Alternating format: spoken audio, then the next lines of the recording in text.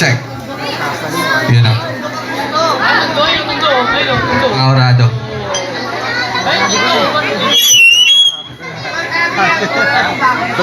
Presidente na Robert. Tol Manda ka, Tol Manda. Yeah. Kay Robert. Yan o. Nakainom mo rin, Tol. Kaya pamilyar mo ko eh. Yan. Magandang gabi po sa inyo lahat. Lalo na po sa ating mga buting urado. Ako nga po pala si Blissy Makata na nagmula pa sa Mandaluyong. At ang aking temang ibabahagi ay tungkol sa ating mga pagyaning ipinaglaban ng ating bayan. Mga bayaning hindi nakalimot magmahal sa kanilang sinilangan. Mga bayaning inilaan ang kanilang mga sariling buhay. Katulad mo, katulad nyo, nais kong ibalik ang mga bayang Pilipino.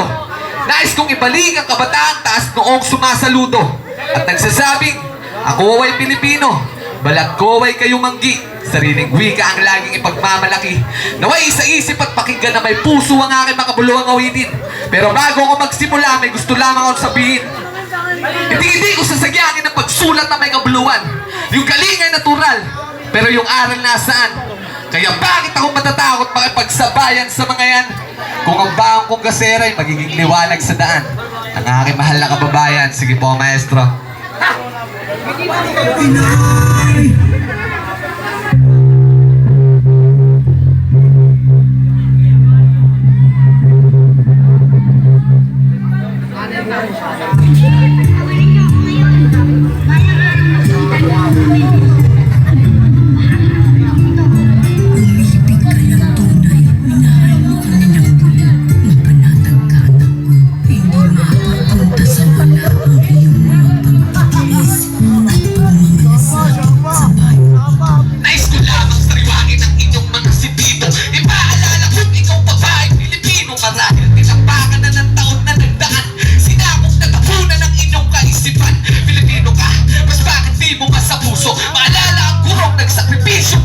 Kung anong nilalaman ng libro at ng aklat ngayon, sabihin kung alam pa ba ninyo ang pamagat ng ating lupang sinilangan, tahanan ng ating lahi, panata sa bayang unti-unti nang napapawi, di na naipagpatuloy. Iniwan ng mga bayaning mga pusong nilaan para sa ating nakararami. May ilang minuto pa upang makapag-isip, buksan ang kamalayan, sakit madumikit ng inyong maunawaan ang gustong iparating. Gisingin natin mga utak na tulog ng mahimbing. Second verse.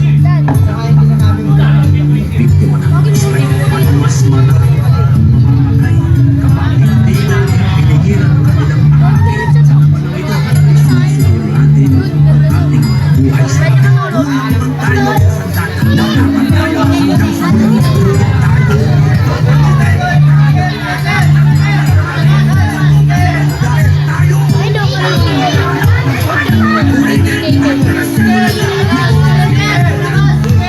wala na sinag ang bandila sa inyong mga mata. Wala nang dapat na lumaban para sa ating bansa. Wala nang kabataang yaman kung inyo napupuna sa paglaong na panahon. Sino pa bang matitira sa ating bayang sinilangan minsan na naging alipin? Tayo ng mga banyagang ito nila kung ituring. Naaating pa ba ang mga dapat kong sabihin? Kailangan pa ba saktan upang muli nating ibigin? Ang kasaysayan na tayo din ang nakikinabang. Bigyan ng halaga mga bayani na nag-iwan sa di ng kaalaman, pati na rin ang tapang na di na makape ang bayan nating sinilangan. Ayoko ipagliban, ito na ang panahon upang gisingin ang talino at lakas sa aking tanong.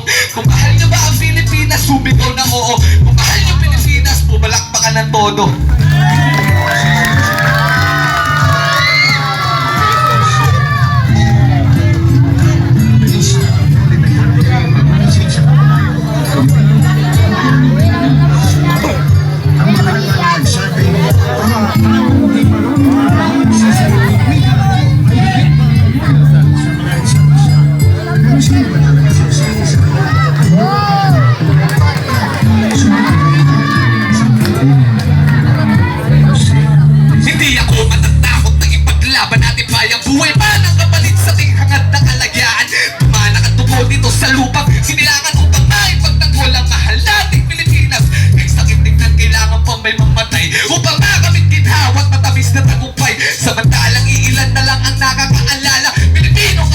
ko kayo'y nasa na nga ba kasaysayan sa aklat. Tila di na napapasa, dati puno na mabunga ay wala na bang pag-asa.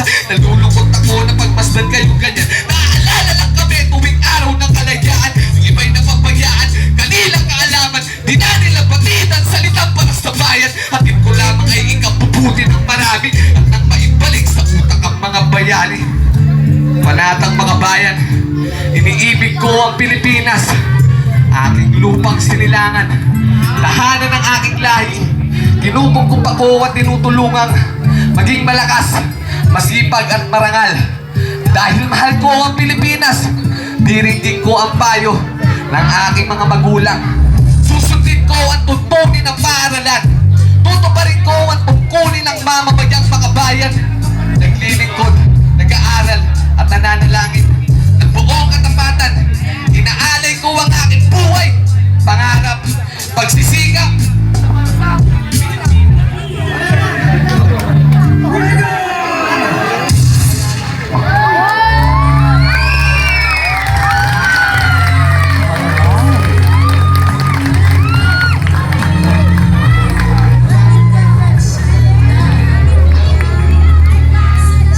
DJ, paano pa stop?